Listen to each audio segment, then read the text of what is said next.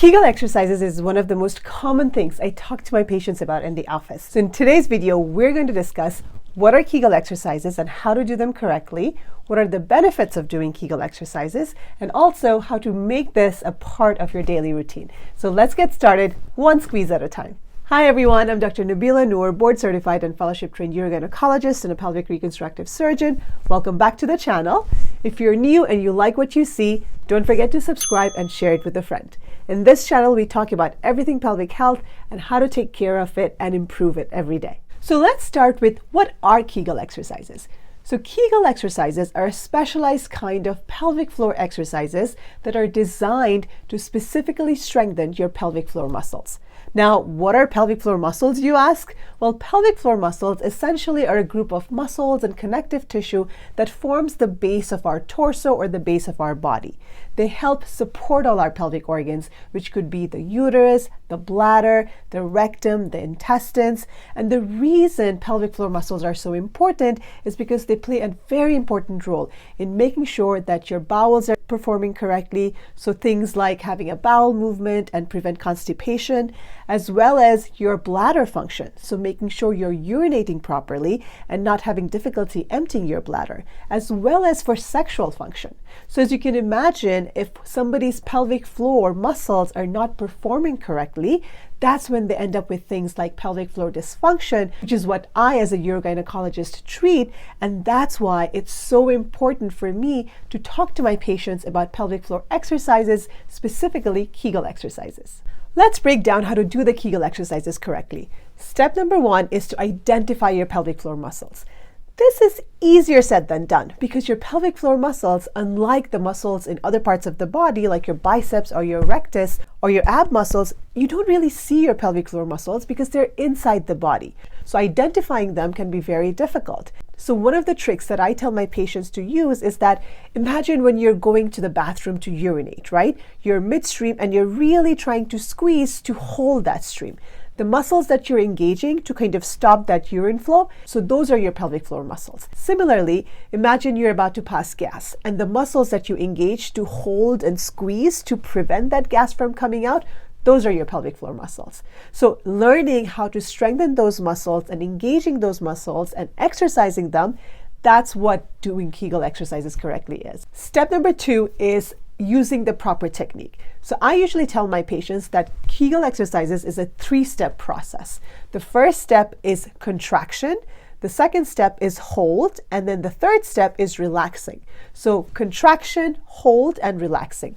All three steps are equally important because if you're just contracting and tightening those muscles and not relaxing them appropriately, then you can end up with very tight pelvic floor muscles, which can have some other issues associated with that, which we can talk about in a different video. But remember, Kegel exercises is not just about strengthening your pelvic floor muscles, but it's also learning to relax them appropriately, because otherwise you'll end up with something called myofascial pain syndrome, which you want to avoid at all costs. The third step that I want to discuss is how to avoid common mistakes. Now, some of the common mistakes that I often see my patients doing when they're learning how to do Kegel exercises first is they end up tightening their abdominal muscles and hence using their ab muscles to tighten, or they're using their hips to lift up the pelvis, and as a result, working on using their glute muscles and not necessarily engaging their pelvic floor muscles. So how can you avoid these common mistakes? So one of the things that I tell my patients, especially when they're first starting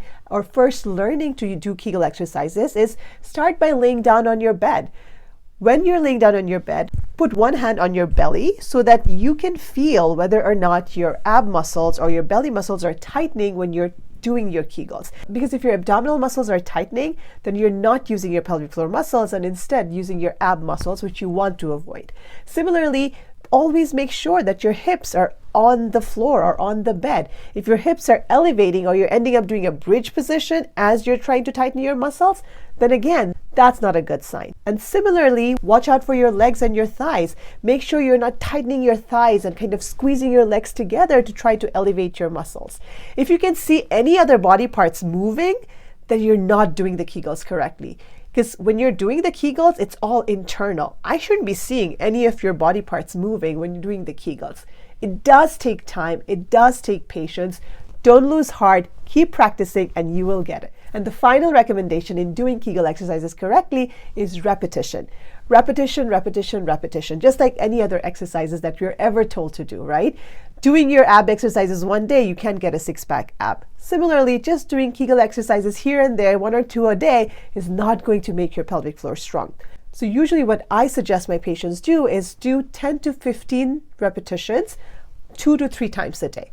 So if you start in the morning, before you get up from bed, you're doing the contraction, hold for a second, and then relaxing. And do 10 to 15 of those. Then sometime in the afternoon, maybe do another 10 or 15. Now this time when you're contracting, try to hold it for 5 seconds or a little bit longer than 1 second.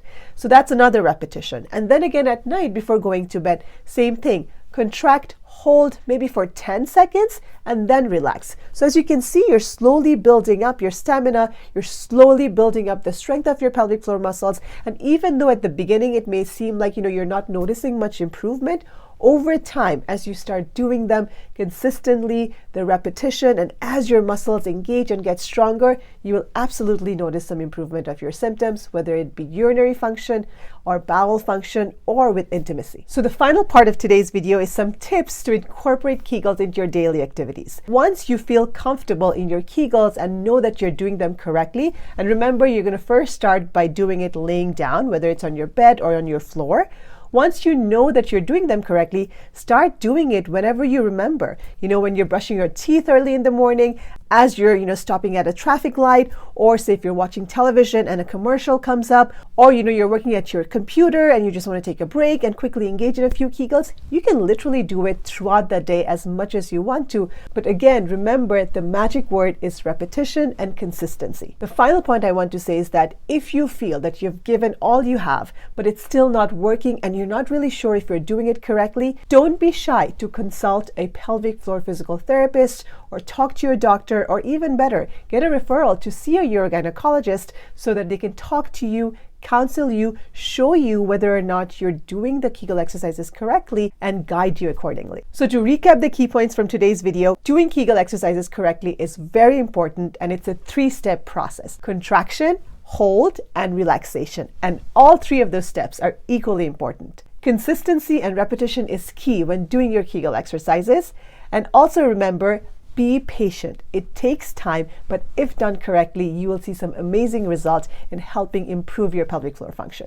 Hope you found this video helpful, and if you did, don't forget to like, subscribe, and share it with a friend. If you like contents like this, then don't forget to subscribe to my newsletter, the link of which will be down below.